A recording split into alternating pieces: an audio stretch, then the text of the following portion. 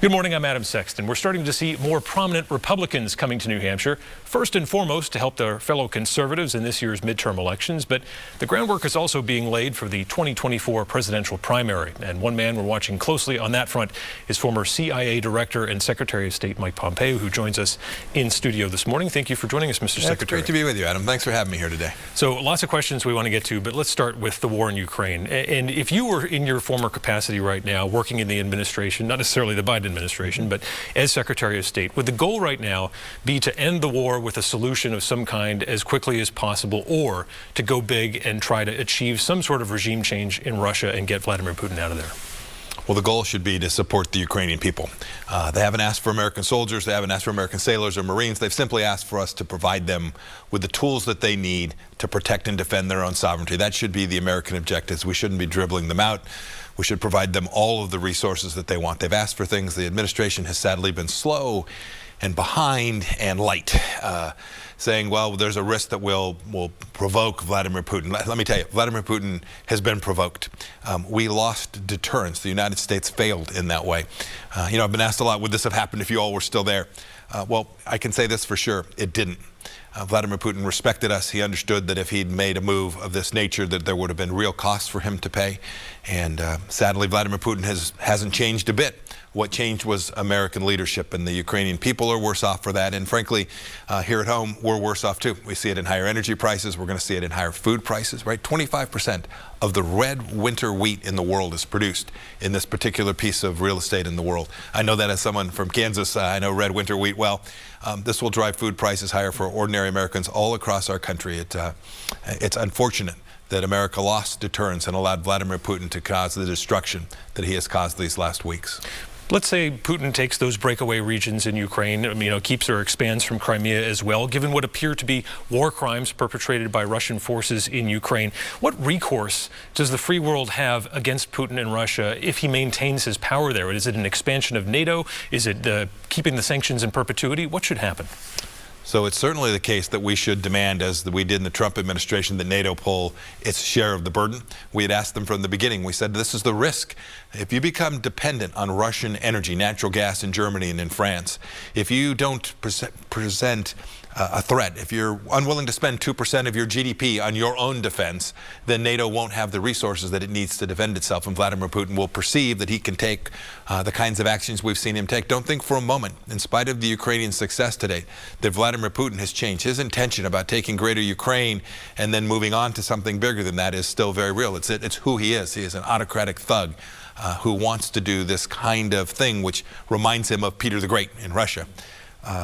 As for the things we can do, there's a lot of focus from this administration on war crimes. I think it's obvious that some of the things that have been done are war crimes, but that shouldn't be the focus for the moment. There's a time for that. Those can be prosecuted. The time today is for the United States to do its part to spur Europe to stop underwriting this war by continuing to buy Russian gas. It's time to get the Europeans to defend their neck of the woods, and then it's time for us to make sure that we're doing all we can to support the Ukrainian people in what has been a noble, brave, very capable defense of their own country. What you're saying about Vladimir Putin now sounds a little different than what you said in February when you said, and I quote here, you called him very shrewd, very capable. You said you have enormous respect for him. Has your opinion of him changed? No, that's all still true. When I was a cadet at West Point, they taught me never underestimate your adversary. You'll remember when President Obama talked about ISIS being the junior varsity. Remember he called them the JV? They proceeded to take a state the size of New Hampshire and cut people's heads off. No, Vladimir Putin is a very capable leader. We should respect that. It doesn't mean we shouldn't crush him. Having respect for someone doesn't mean you bend a knee to him or that you won't help someone who's fighting against him. No, it just simply means you acknowledge they have nuclear weapon systems. They have a very capable cyber set of tools. Those are things that we should acknowledge, accept. I was taught as a cadet, always understand your adversary. We understood Vladimir Putin. It's why he didn't do what he's doing today. You've also said that we as Americans shouldn't take our eye off the real threat, which is China in the long term. How is what's going on in Ukraine going to shape what happens eventually in Taiwan? And do you see eventually the United States having to step up? Although there is that strategic ambiguity out there, are we going to have to stand with the Taiwanese at some point against Chinese aggression? Well, I think we should. I said the other day that we should recognize Taiwan and its independence from China. I think that's the right answer. It's the right answer for the United States of America. We always put America first. My thinking always revolves around the things that can keep us most prosperous and safest here at home. I think that would further that. We should provide defensive weapon systems to them today, not 2 months from now or 6 months from now when China is on the march, right? We started providing defensive systems to the Ukrainians in the Biden administration only after Putin was threatening. We could have done it months earlier, and we chose not to do that. As for what the impact of Ukraine has on Taiwan, it depends on the American response. It depends how it ends. If the Biden administration continues to talk about providing just enough weapons to cause Vladimir Putin to continue his effort, and not talking about allowing the Ukrainians to win, to defeat the Russian army, then I think Xi Jinping in China will see that he'll get one bite at the apple too. He'll have one chance and will only help the Taiwanese enough just to make it difficult, but not to prevent them from taking over, whether that happens to be Taiwan or some other country in Southeast Asia. Xi Jinping, much like Vladimir Putin, won't settle for just a small bite. They have bigger intentions, and we should make sure that we do all that we can to arm those nations in a way that prevent risk to the American people. Speaking of risk, there's an aspect of foreign policy right now that kind of involves you personally. There's a report that says that the government is having to pay quite a bit of money to keep you safe from the threat of Iran. Do you feel like your personal safety is a bargaining chip right now in the Biden administration's dealings with Iran and these talks over the Iran deal? And do you trust them to get this right, in particular when the administration has indicated it might be willing to take the Revolutionary Guard off of that foreign terrorist organization list? Well, we were serious about protecting America, and so we struck Qasem Soleimani. And so you've seen the reporting on my personal security situation. I'm thrilled that the government has done the right thing and provided continued security for me, and I thank them for that and appreciate that. As for Iran policy, the administration is about to make a big mistake. It's about to lift sanctions not only on the terrorists, the IRGC terrorist organization, and say they're no longer terrorists, which is just simply counterfactual, but more importantly, they're about to underwrite the Iranian regime. They will give billions and billions of dollars worth of economic relief to the Ayatollah and Ibrahim Raisi, a butcher who is the president in Iran. That's bad news for the United States of America. It will mean they will have a weapons program, a nuclear weapons program. It will mean they will continue their terror campaign.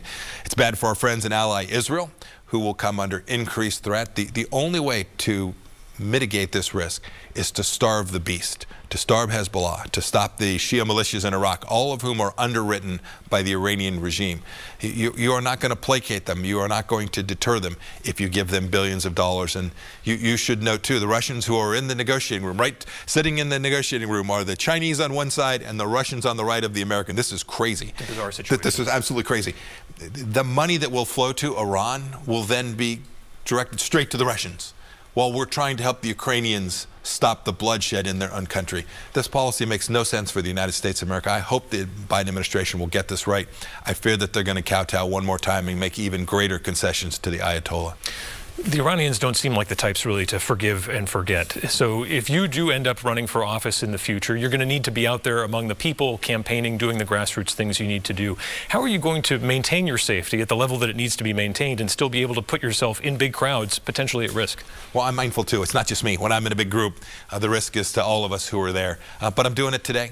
I'm confident that the United States can provide the security that is needed for these events. I was with a great group of folks at the Home Builders Association here in New Hampshire earlier today. I'm going to be at a big event in Hillsborough County as well.